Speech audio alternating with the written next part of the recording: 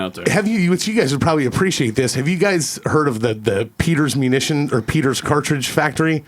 They were like Peters Cartridge Factory. Peters Cartridge Factory. Okay. It's they were a big munitions. They make cock cages for people that are into cook. Yeah, Oh my god, that went.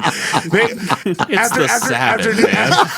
It's the Sabbath. After doing some historical research, that wouldn't surprise me.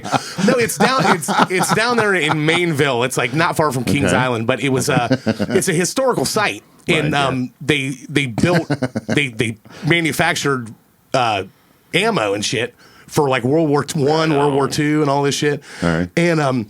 And the fucking place is like exploded like 3 times over history. Like, nice. like train have cars, that. train cars running into one another, blowing the fucking place up. They rebuilt it, boy. and but it's right on the river down there, so they can harvest the river power.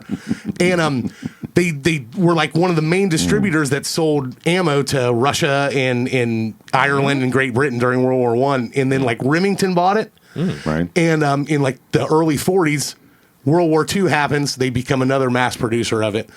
Then right after World War II ends and there's like mass production, they don't need it anymore. They sold the building to fucking Columbia Records Oh, cool. and produced 78 vinyls for like 10 years there until 45s took over, and then they kind of went obsolete, and then Seagram's took it over as a distillery. Ooh. So Wow. it was like a building that was abandoned, but it was like really cool. A brewery down there started in it, and they're like turning the whole building into like lofts that you can live in and shit.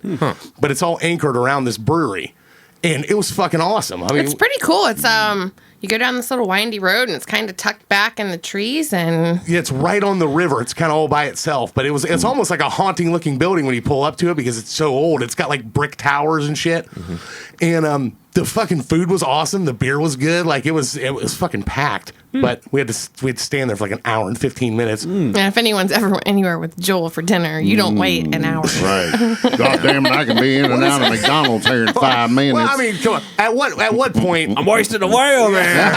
My blood sugar's getting low. No, You got any saltines or oyster crackers? when you do that, no,